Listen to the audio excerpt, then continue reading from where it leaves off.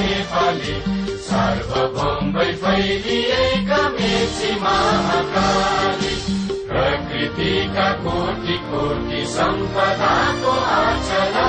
वीरहरूका रगतले स्वतन्त्र अचल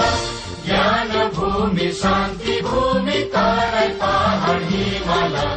अखण्ड यो प्यारो हाम्रो मातृभूमि नेपाल बहु जाति भाषा धर्म संस्कृति छ विशाल